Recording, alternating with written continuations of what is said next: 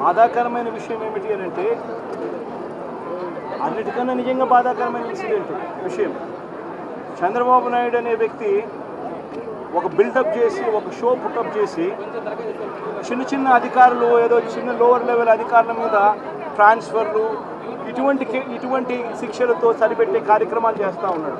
కానీ దీంట్లో నిజంగా గమనిస్తే తప్పెవడిది? తప్పు దీంట్లో లెక్క చూస్తే చంద్రబాబు నాయుడు చేసిన తప్పు కనిపిస్తూ ఉంది. ఆయన కుప్పంలో పర్యటన 6వ తారీఖు, 7వ తారీఖు, 8వ తారీఖు మధ్యాహ్నం దాకా పోలీసులు మొత్తం తన చుట్టూ తిరుగుతూ ఉన్నారు. ఇక్కడ భక్తుల కోసము కేటాయింపులు చేయాల్సిన పోలీసులు లేకపోవడం, కానీ చంద్రబాబు నాయుడు తప్పు కనిపిస్తూ ఉంది కదా. అదే రకంగా ఎస్పీ చంద్రబాబు నాయుడు గారిని ప్రసన్నం చేసుకునే దానికోసం తాపత్రయపడతాడు. కానీ ఇక్కడ ఎస్పీ వేరస్ లక్షల మంది డివోటీస్కు సెక్యూరిటీ ప్రొవైడ్ చేయాలి అని చెప్పి కనీసం ఆలోచన కూడా చేయని ఎస్పీ, ఈయనది తప్పు. కలెక్టర్ది తప్పు.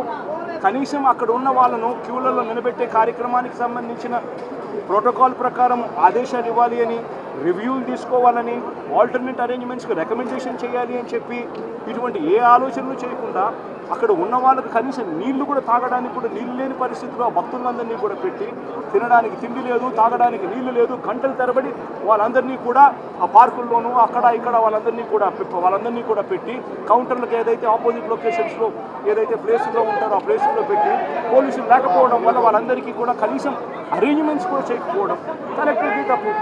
ఇంతమందిని ప్రవేశింప చేయాలి అని గుడిలోకి తీసుకునే వాళ్ళు ఈవో, అడిషనల్ ఈవో, వీళ్ళది తప్పు. వీళ్ళందరికీ ఆజమాయిషీ చేసే టీటీడీ చైర్మన్ ఆయనది తప్పు. రివ్యూలు తీసుకోకుండా వీళ్ళందరూ కూడా దీన్ని తాస్కారం చేసి ఇంతమంది చావులకు కారణమయ్యారు.